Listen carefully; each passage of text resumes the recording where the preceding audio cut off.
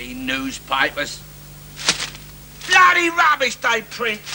Well, you don't believe everything you read in them, do you? No, Mr. Garnett. They all got their own different news, ain't they? That one you're reading, that Daily Mirror, that's got one lot of news. This one here, your Daily Express, that's got another lot of news, which is just the opposite. Your one, the Mirror, that says that Mrs. Thatcher's ruining the country, making everybody unemployed and bankrupting people, whereas this one, the Express, this says that she's doing all right. And making people unemployed and getting them bankrupt is good for our country. There's no harm making people unemployed, is there? Most of them don't do any work when they are employed. And then, put them out of work, and they're too bloody idle to get off their bums, walk down the labour exchange and pick up the dole money. No, got to have it sent to them now. Bloody hell! There's no sugar in this. Hey, you ain't put no sugar in this. Surely there is something you can do for yourself. Well, my Bert always used to say the trouble with us was that we didn't buy enough British. He said that in the olden days, we always used to buy British. We would not buy foreign. In them days, do you know that if it had foreign on it, or made in Japan, made in Germany, then we simply didn't used to buy it? He said that the Germans used to. He said they used to put poison paint on little children's toys, they did, so as to kill them off, like. So when they, you know, they next made war on us, we wouldn't have no young people, see, to put in our armies, like. Trouble is about buying British, my dear. We don't make enough British for anyone to buy. That's the trouble. I mean, I'm all against your foreign rubbish coming into the country. Toys, cars, all people. See, where we went wrong was in the last war, wasn't it? Should have dropped a few more atom bombs on them Japs. Could have wiped the grin off their faces. Might have sodded up the car trade for them and all. But, as the leader, as Margaret Thatcher said only the other day, if our British workers are too bloody lazy to compete with your foreign workers, then this country's bound to get flooded with your foreign goods. And that's going to make even more unemployment, isn't it? Seems that's all we're any good at these days, isn't it? Making unemployment. Mrs. Thatcher's very good at it. Seems to be the only thing she is any good at. No, you don't understand economics. Don't I? Well, the way Mrs. Thatcher's going, there soon won't be no foreign goods or any other sort of goods in the shop, because nobody won't be able to afford to buy them. Well, we won't have no inflation then either, because you can't have that, can you? Not if you ain't got no money. There'd be no shops open. Oh, well, they couldn't afford to open, could they, if people's got no money to spend in them? Be funny, wouldn't it? Be like having a Sunday every day. Except there won't be no churches open. No, of course not. Of course, same as the shops, see? It isn't worth their while to open if nobody's got no money to put in their collecting place. Well, they've got to earn a living, I suppose, like everybody else. There won't be no adverts on the telly. Well, there's no point in advertising things what people can't afford to buy, is there? Well, there won't be no telly. Of course, no one will be able to afford to pay the licence. No, won't be able to afford the electricity to turn it on with. No, we'll all have to sit in the dark. There won't be no trains. No. No, we'll all be stuck where we are, Mr. Garnett, unable to move. Won't be no football. Or if there is, you won't be able to travel to see it. I suppose the teams could play at home. Well, they couldn't play away. No, not without trains or buses. Or if they could play, nobody'd be able to watch it. No, because they couldn't afford to pay to get in there. Couldn't show it on TV. No, because there wouldn't be any. And they wouldn't have no newspapers to read about it in. The world could end and nobody would know. And all because of Maggie Thatcher. Shut up! Nothing to do with that woman, is it? It's your bloody unions, they're the ones I blame, and the newspapers. Bloody rubbish they print. They're moaning now, moaning about Russia wanting to march into Poland. I thought you didn't like the Russians. The more I don't, but you can learn off anyone. You can even learn off the devil sometimes. You seem to have the way you talk sometimes. I don't see no harm in that. Take a leaf out of their book. You see, your Russians want to march into Poland and smash up their trade unions. It's what we ought to have done in this country years ago, if only we had any decent leaders. It says here, yeah, your Russians are determined that their empire will never suffer from the virus and liberalism. Bloody right, too. What we ought to have done when we had our empire, we should have made sure that our empire did not suffer from the virus and liberalism. Exterminate liberalism before it gets a chance to get hold of us. Who the bloody hell's that? Out the door and you'll see. I'll go. Is anybody selling anything? Tell him he can... Yes. Oh, go and answer the door. Bloody women. You seem to like them as prime ministers. No, I don't. It's the trouble with the country today, isn't it? Putting a bloody woman in charge. I mean, there's bloody women everywhere. It's a milkman. What's he delivering letters now, is he? Oh, it's from your Rita. Says she's coming down on Sunday. She's bringing your grandson, Mr. Garnett. That's nice, isn't it? They're catching the 10 to 10 train. Be here in time for lunch. Oh, it's for me, isn't it? Oh, yes. I must have opened it by mistake. By mistake? What do you mean, by mistake? You can read, can't you? Not without me glasses, Mr. Garnett. But you're wearing your glasses, ain't you? Oh, am I? Oh, do you know, sometimes my eyesight's so bad that sometimes if I didn't feel 'em on me nose, I wouldn't know whether I had 'em on or whether I hadn't. But you managed to read the bleeding letter all right, didn't you? Yes, I did. I like reading letters. And the address? What did the address say? Who was it addressed to? Well, us, wasn't it? It was addressed to us. Us? Yes, us. Mrs. Alfred Garnett. Yes, Mrs. Alfred Garnett. Yes, I know. That is what I said. Us. No, not us. Mrs. Alfred Garnett. Well, that is us, isn't it? No, it ain't bloody well us. Well, it come here, didn't it? The postman, he pushed it through our letterbox. It was sent to us, I was sure it was. Look here, look. Mrs. Alfred Garnett. That is us, isn't it? That's us. Yes. This is us. Us. But not you. You are not Mrs. Alfred Garnett. Not. I know I'm not. And I'm sodding pleased I'm not, if you don't mind me saying so. So am I. What? Sodding pleased you ain't Mrs. Alfred Garnett. Look. When someone writes a letter, they put the name and the address of the person they want to receive that letter on the envelope, right? Then they lick it. And they seal it down. And then they put a stamp on it. And on the stamp, there is a photograph of Her Majesty the Queen looking sideways. So's even she can't see what's in that letter. Because it's bloody private! You've got 50p. Hey? For the milkman. You owe me 50p and I'm 50p short on his bill. Oh, well, better write him out a cheque, I suppose. Oh, you got one of them, have you now? That's posh, isn't it? It's handy. It's your Barclays, isn't it? Got a card with it and all, see? Look at that. It's real plastic. Now, saves having to carry money about with you, see? I mean, none of your millionaires, none of your royals. I mean, Her Majesty the Queen, she don't carry money about with her. Has she got a Barclay card too? Will he take this? Of course he will. It's your Barclays, isn't it? What, for 50p? Anything. Oh.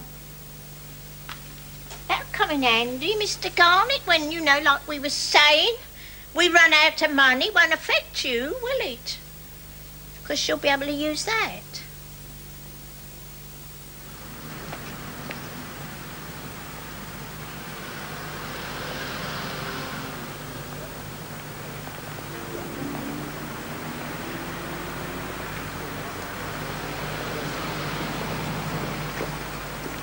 Come on, Grandad, we got you.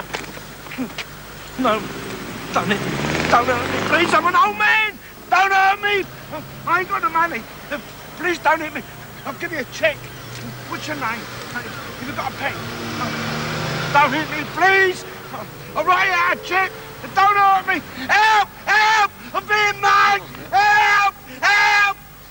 Come back here, you cowardly little swines. I'll give you try and mug me. I'll knock your bleeding heads off.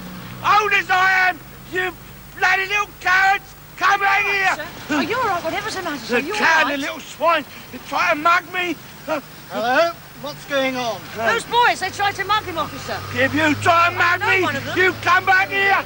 I didn't get a black belt for nothing, you know.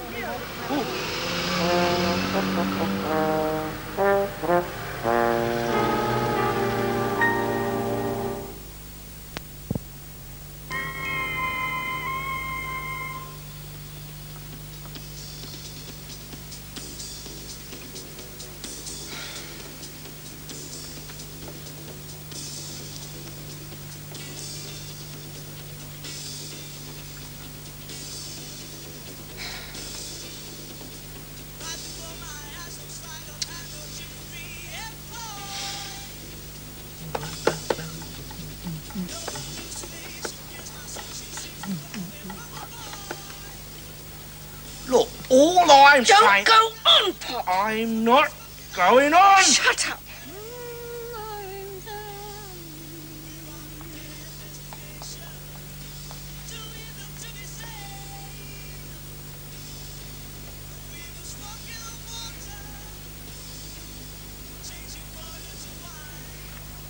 All I'm saying... Just don't go on. Nobody's going on. You're going on. I'm not going on. All I'm saying... Don't.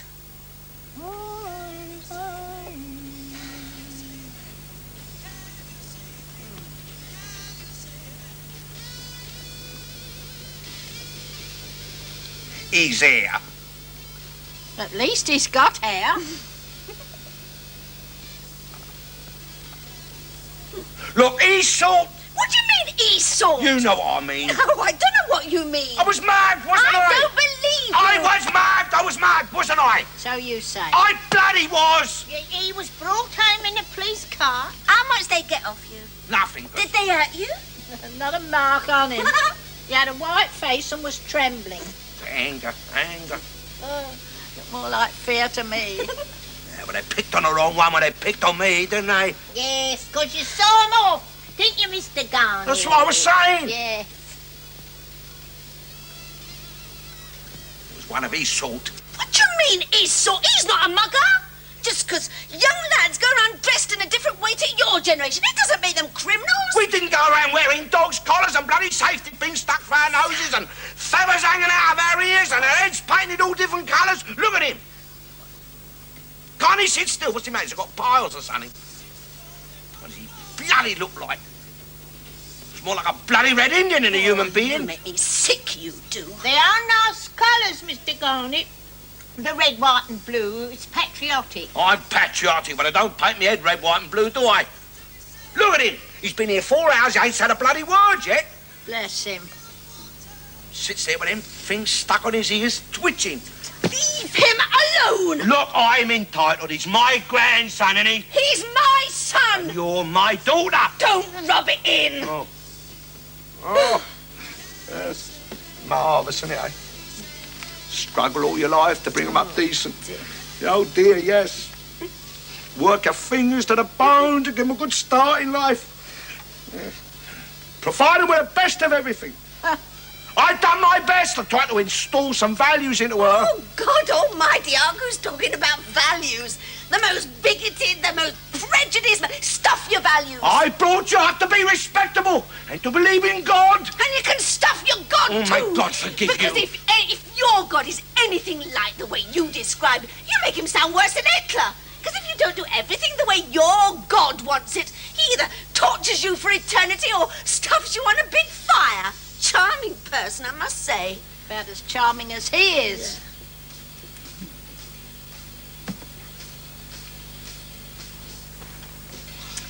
Look, his generation might kick over the traces a bit. That might cause a bit of aggro. There might be a few hooligans among them. A few? They got season tickets down at West Ham now. But it's only caused through frustration, because, let's face it, there's not much for them to look forward to in this society, which your generation helped to create. Listen. No, shut up. You listen. Don't point at me. You listen. They also don't kill off millions and millions of people in bloody senseless wars, do they?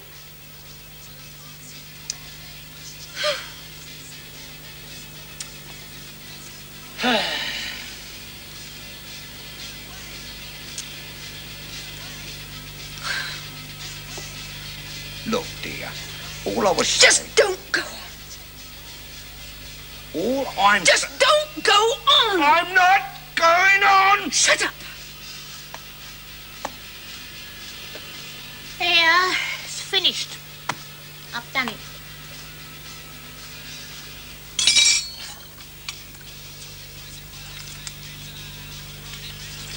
He has a good appetite.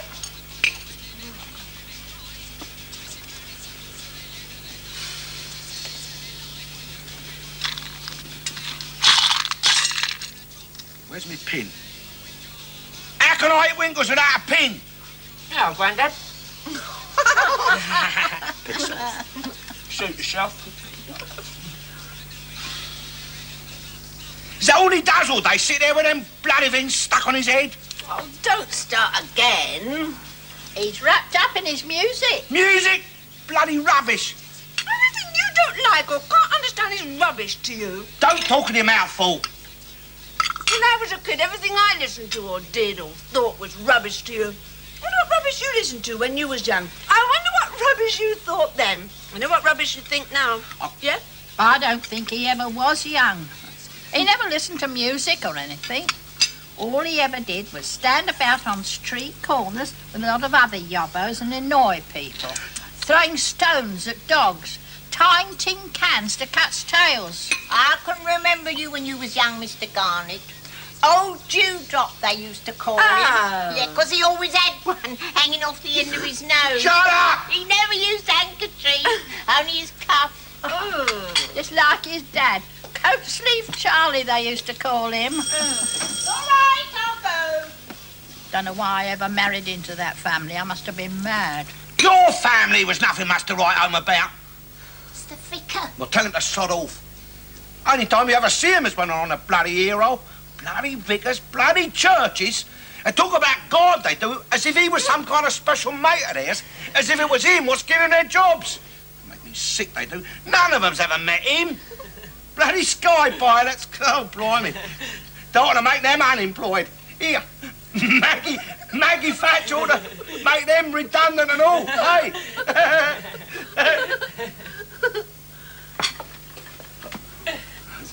Afternoon, Vic. I was just... you collecting... I understand that you have accused several of my choir boys of attempting to mug you. Yeah, that's right, yeah. I was mugged, Oh, yeah. no, you were not, Mr. Garnett. My young lads were doing their good deed for the day, helping the old folk here to cross the road in safety. They took you by the arm to assist you.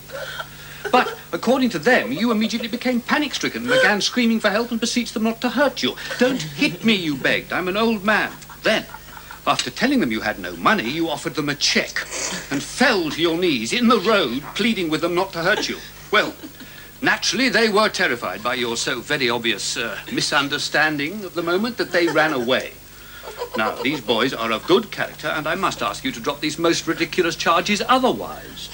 Action will be taken against you by their parents. Good day. Offer them a cheque! Did you tell them you had a partner?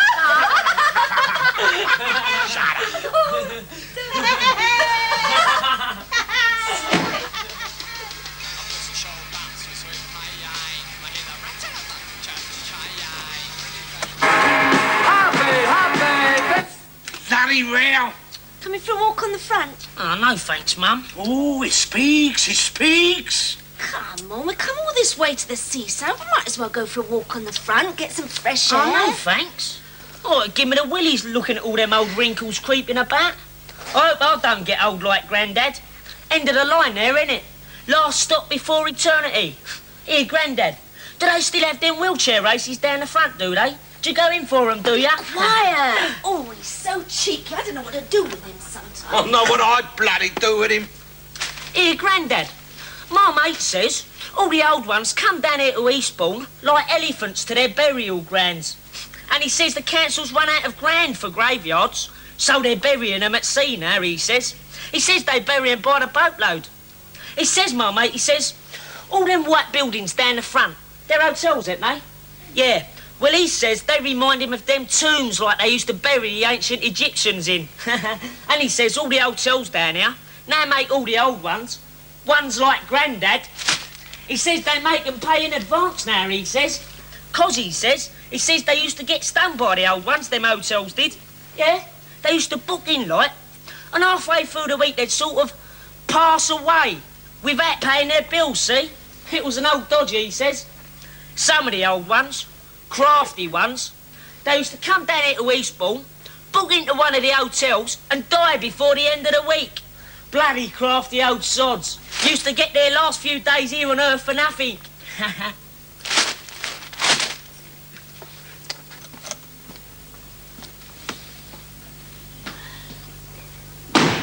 Well, he don't talk much, but when he does...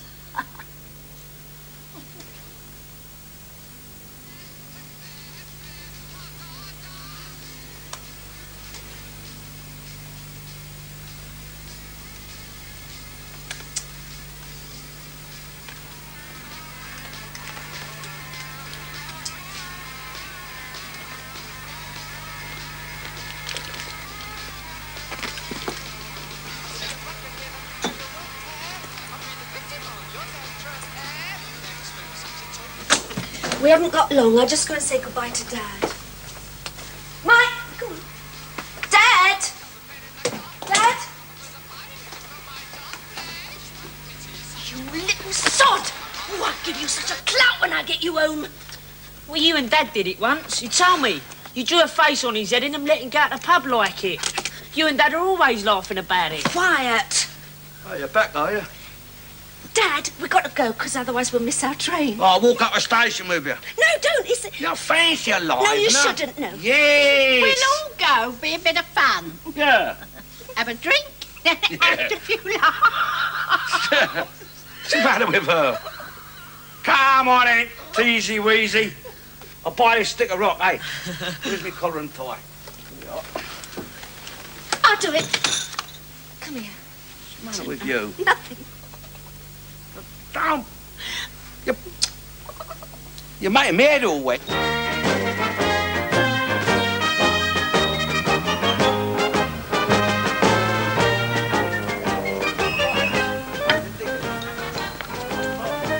Evening, Vicar. We meet again. Oh, I see you're a convert. I've got to church, yeah. My little grandson. What? Rainbow Nut, we call him. Rainbow nut. It's good, isn't it? Little Rainbow Nut, eh?